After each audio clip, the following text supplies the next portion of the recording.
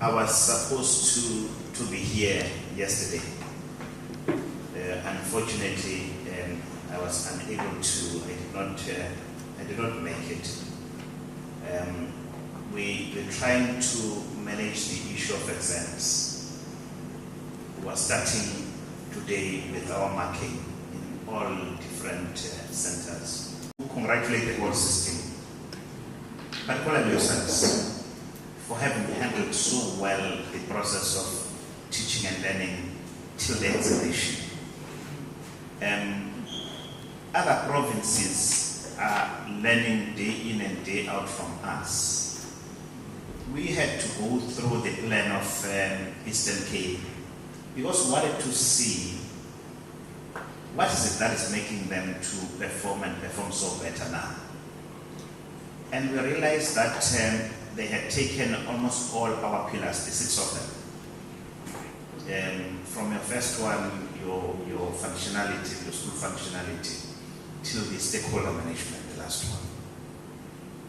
And therefore, we had to agree with curriculum colleagues and our DDG to say, you don't change something that is working.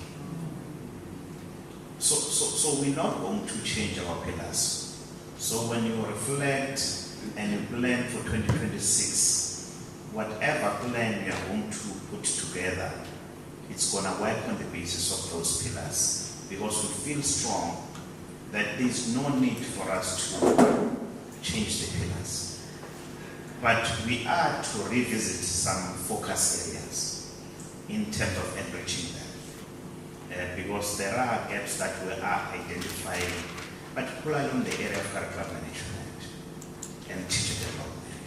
So those areas, we're beefing them up a bit so that we ensure that we cover the bigger ground. Having said that, there are things that I want to mention today. I'm not going to be long. There are things that I'm going to mention today. That when it comes to functionality, you'd recall the basic management documents that we're talking about.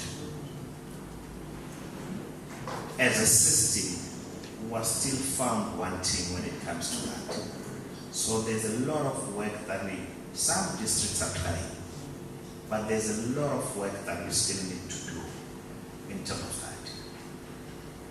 But this thing that I want to stress, that was stressing all over. In fact, we've got HEADCOM now. It started at 10. When you look at the agenda, they're still stressing the same thing. The basic management documents, it's there on the agenda. It's just there at